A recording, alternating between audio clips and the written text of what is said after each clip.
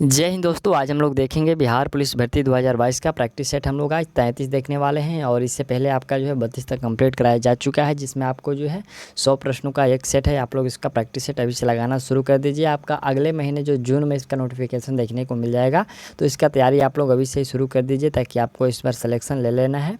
और चलिए हम लोग इसको देखते हैं। यहाँ से आपका पहला प्रश्न रहा कि हिंदी भाषा किस लिपि में लिखी जाती है। बहुत ही अच्छा प्रश्न है और आज का जो ये सेट होने वाला है तो ये आपका प्रीवियस ईयर का सेट है। आपके लिए एक चैलेंज है कि आप लोग इसमें जो है 80 प्लस जो है स्कोर कर पाइएगा, तभी आपका जो है बेहतर तैयारी माना जाएगा। क्योंकि देखिए प्रीवियस ईयर का जो प्रश्न होता है वो कहीं ना कहीं आप लोग पढ़े होंगे, तो इसलिए आप जो है इसमें 80 प्लस सही करके दिखाइएगा। चलिए हम लोग इसको शुरू करते हैं। और यहाँ पर देखिए हिंदी भाषा के किस लिपि में लिखी जाती है, तो यह लिखा जाता है उपयुक्त में से कोई नहीं। हालांकि कौन सी लिपि में, तो आपका ये देवनागरी लिपि में जो है हिंदी भाषा लिखा जाता है। ठीक, चलिए दूसरा प्रश्न है कि संविधान के किस अनुच्छेद में देवनागरी लिपि में हिंदी को राज्य भाषा घोषित किया गया है। तो यह अनुच्छेद जो है 343 में घोषित किया गया है। ठीक, फिर से देख लीजिए, संविधान के किस अनुच्छेद में देवनागरी लिपि में हिंदी को राज्य भाषा घोषित किया गया है। तो यह अनुच्छेद 343 में घोषित किया गया है। अगला तीसरा प्रश्न है कि हिंदी शब्दकोश में ये छ का क्रम किस वर्ण से पहले आता है। बहुत ही अच्छा प्रश्न है। ये देखिए इजी प्रश्न है। आपको जो है कहा कि जो क ख ग घ होता है उसमें भी आपको यरल और में जो है छ होता है, ये किसके यहाँ पर जो है छ का क्रम किस वर्ण के पहले आता है।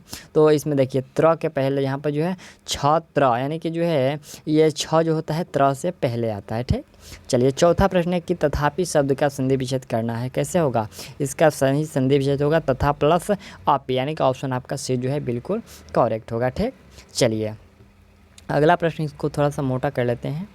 यहाँ से अगला प्रश्न हम लोग का 5 नंबर है कि उत प्लस ज्वल की संधि क्या होगा। देखिए यहाँ पर उत प्लस ज्वल का संधि होता है उज्ज्वल, जो कि आपका ऑप्शन डी करेक्ट होगा।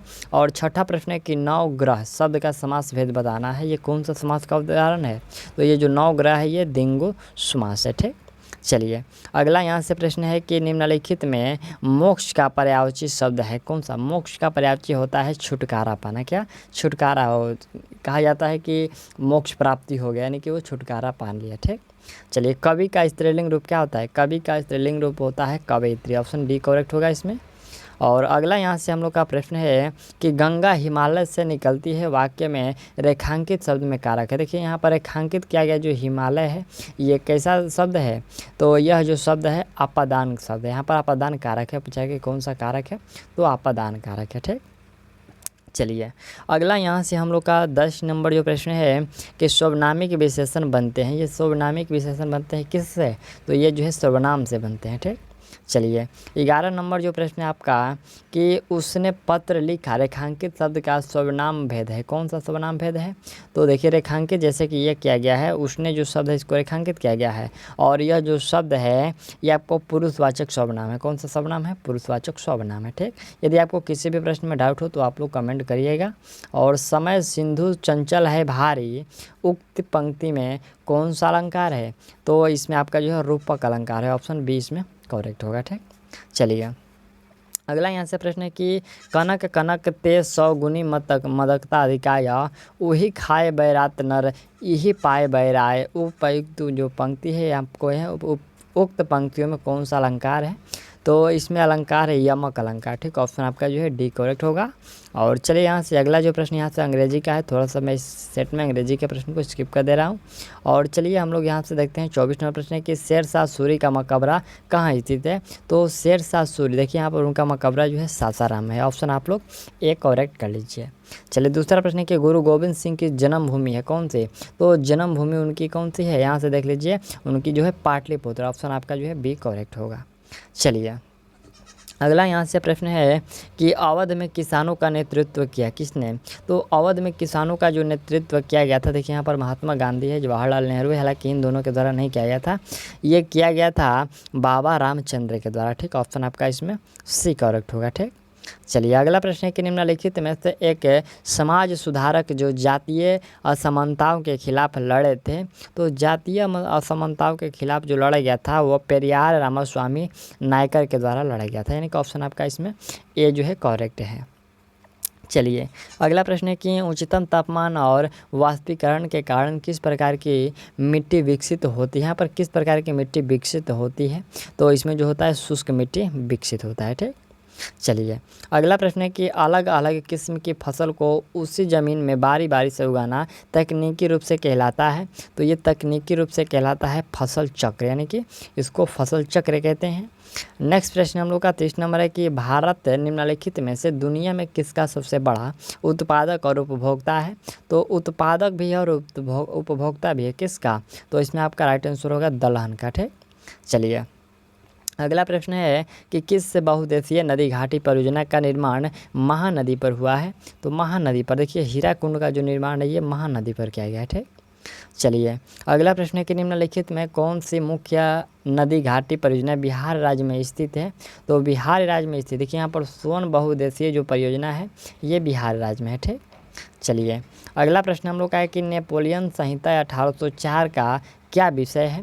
तो इसका विषय है, देखिए इसमें कानून में समानता, संपत्ति का अधिकार और जन्म से विशेषाधिकारों का सफाया करना उपयुक्त में से सभी हो जाएगा। ऑप्शन आपका इसमें डी होगा जो करेक्ट है। ठीक, चलिए अगला प्रश्न है कि पंचायती राज व्यवस्था कब संवैधानिक संस्था बनी। तो ये संवैधानिक संस्था बना हुआ था 1993 में। ठीक, यह जो है भारतीय संविधान में 73वां जो संविधान संशोधन अधिनियम जो कि ये 1993 में हुआ था, इसी के द्वारा जो है पंचायती राज व्यवस्था को संवैधानिक संस्था बनी थी। ठीक, चलिए अगला यहाँ से प्रश्न 35 नंबर है। प्रश्न कह रहा है कि नगर निगम का अध्यक्ष कौन होता है। तो नगर निगम का अध्यक्ष जो होता है वो महापौर होते हैं। ठीक, चलिए अगला प्रश्न है कि बिहार राज्य का बिहार राज्य का विभाजन कर झारखंड कब बनाया गया। तो ये झारखंड जो है 2000 को बनाया गया था। ठीक, कब, नवंबर 2000। चलिए अगला प्रश्न हम लोग का है कि केंद्रीय सांख्यिकी संगठन CSO का मुख्य कार्य क्या है।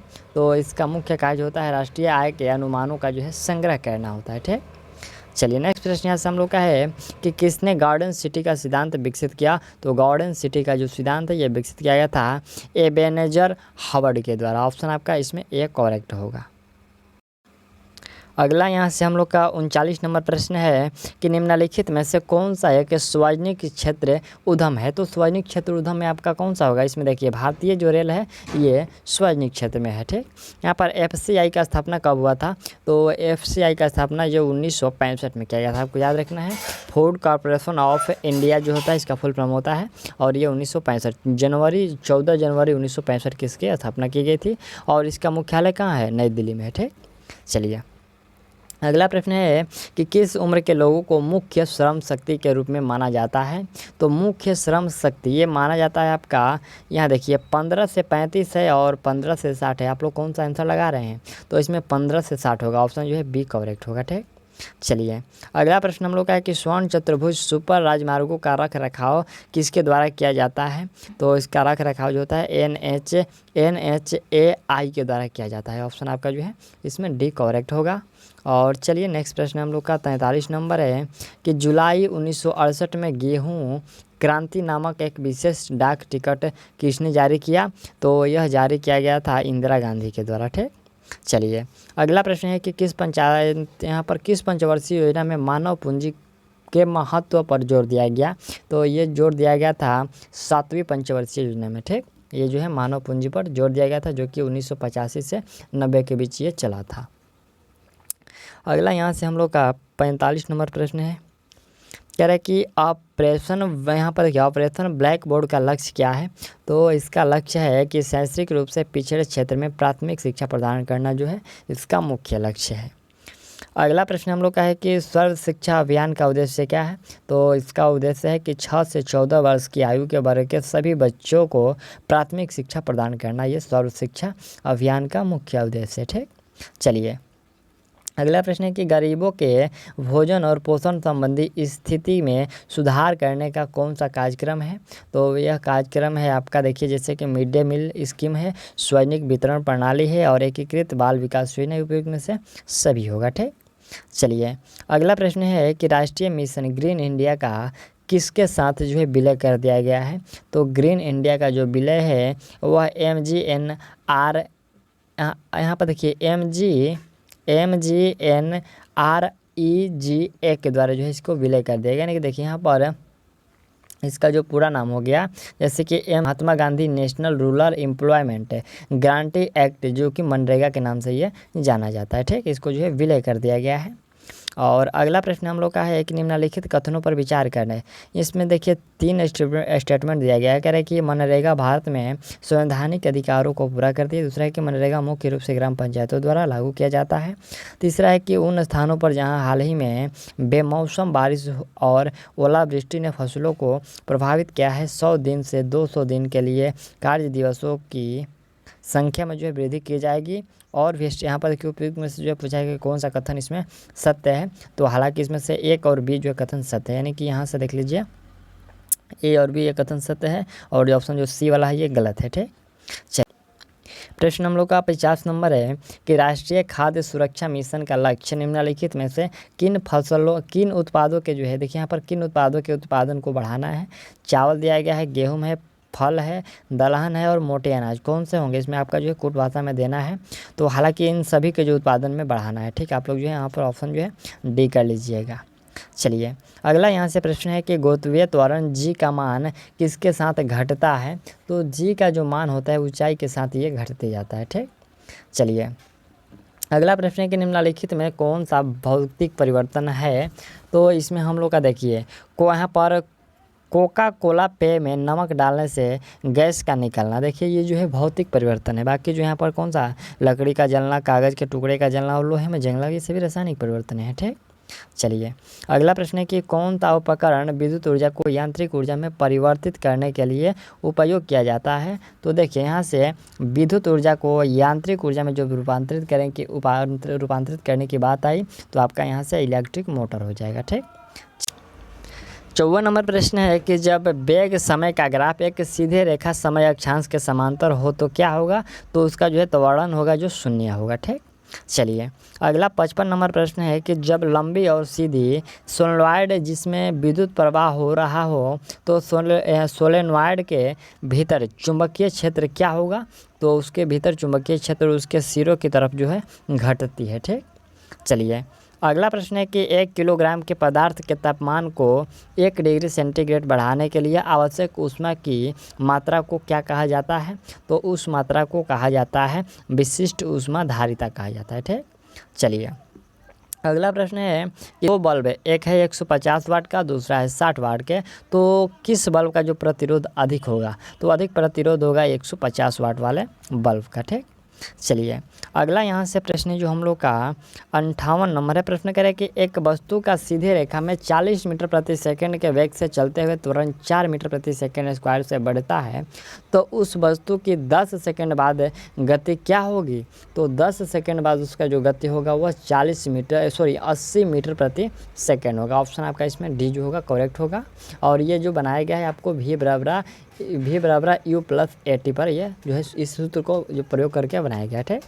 चलिए अगला प्रश्न है कि एक श्रृंखला परिपथ में 3 प्रतिरोध जैसे कि 140 ओम, 250 ओम और 220 ओम के हो तो परिपथ का कुल प्रतिरोध कितना होगा। तो इसका कुल जो प्रतिरोध होगा वह 610 ओम होगा। कितना 610 ओम होगा। क्या है कि इन तीनों को जो है जोड़ दिया गया है। ठीक, चलिए अगला प्रश्न है कि यदि 3 प्रतिरोध जो प्रत्येक 2 ओम के हैं तो परिपथ में 3 ओम का प्रभावी प्रतिरोध पैदा करने के लिए कैसे जोड़ा जाना चाहिए। तो इसको जोड़ा जाना चाहिए 2 प्रतिरोध समांतर संयोजन में और एक जो उसके श्रृंखला संयोजन में जोड़ा जाना चाहिए। ठीक, अगला यहाँ से 61 नंबर प्रश्न है कि एक लड़के द्वारा 1 किलोग्राम की वस्तु को ऊपर की दिशा में 1 मीटर दूरी तक उठाए जाने पर लड़के द्वारा जो है किया गया कार्य होगा कितना। तो लड़के द्वारा किया गया जो कार्य होगा वह 9.8 जूल होगा। ठीक, चलिए अगला पॉइंट है कि आइसोब्यूटेन का आयुपेक्सी नाम क्या होता है। तो यहाँ पर देखिए आयुपेक नाम यानी इसका जो होता है वह होता है 2 मिथाइल प्रोपेन होता है। ठीक, चलिए नेक्स्ट प्रश्न ऐसा है कि समूह 18 के तत्वों को कहा जाता है क्या। तो उस तत्वों को जो है अक्रिय गैस कहते हैं। ठीक, अगला पॉइंट है कि वर्षा, बर्फ़ और ओलों के रूप में पानी के गिरने की प्रक्रिया कहलाती है। तो यह प्रक्रिया कहलाती है वर्पण कहलाती है। क्या कहलाती है, सॉरी यहाँ पर वह वर्षण कहलाती है। ठीक, ऑप्शन आपका जो है डी करेक्ट होगा। चलिए अगला प्रश्न है कि वह गुण जिस कारण कोई पदार्थ वायुमंडल की नमी सोख लेता है वह कौन सा जो है वायु यहाँ पर वो कौन सा कारण है, तो वह हो जाएगा आपका यहाँ पर प्रअस्वेदन हो जाएगा। ठीक। 66 नंबर प्रश्न है कि परमाणु के केंद्रक के चारों ओर इलेक्ट्रॉन बिना ऊर्जा खोए घूमते हैं, यह किस वैज्ञानिक के द्वारा बताया गया है, तो यह बताया गया है बोहर के द्वारा। ठीक। ऑप्शन आप लोग डी कर लीजिए। और चलिए अगला प्रश्न यहाँ से हम लोग का 67 नंबर है कि एक ग्रुप के तत्वों का सामान्य गुण है क्या, तो उसका जो सामान्य गुण होता है संयोजक इलेक्ट्रॉनों की संख्या जो होता है, ठीक, वो सामान्य गुण होता है। अगला प्रश्न है कि शुद्ध पानी का pH कितना होता है, तो शुद्ध पानी आपका जो होता है 7 होता है। अगला 69 नंबर प्रश्न है कि विद्युत शुद्धिकरण में कैथोड बना होता है, तो ये जो कैथोड बना होता है ये आपको शुद्ध धातु की पतली परत का जो है बना होता है। ठीक। अगला प्रश्न है कि इथाइल एल्कोहल सांद्र सल्फ्यूरिक एसिड की उपस्थिति में एसिटिक एसिड के साथ क्रिया करके डॉट बनाता है, तो यह बनाता है इथाइल, यहाँ पर इथाइल इथनोएट बनाता है। ठीक। ऑप्शन आप लोग सी करेक्ट कर लीजिए।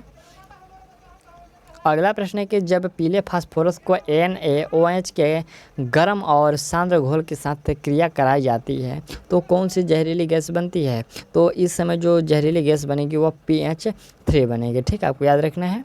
और चलिए नेक्स्ट प्रश्न यहाँ से हम लोग का है कि निम्नलिखित में से कौन सी ग्रीन हाउस गैस नहीं है, तो ग्रीन हाउस गैस इसमें देखिए जो सल्फर डाइऑक्साइड होता है ये ग्रीन हाउस गैस नहीं है। ठीक। अगला प्रश्न हम लोग का है कि वह गैस जिसके कारण भोपाल गैस दुर्घटना हुई थी और वह गैस है मिथाइल आइसोसाइनेट। ठीक।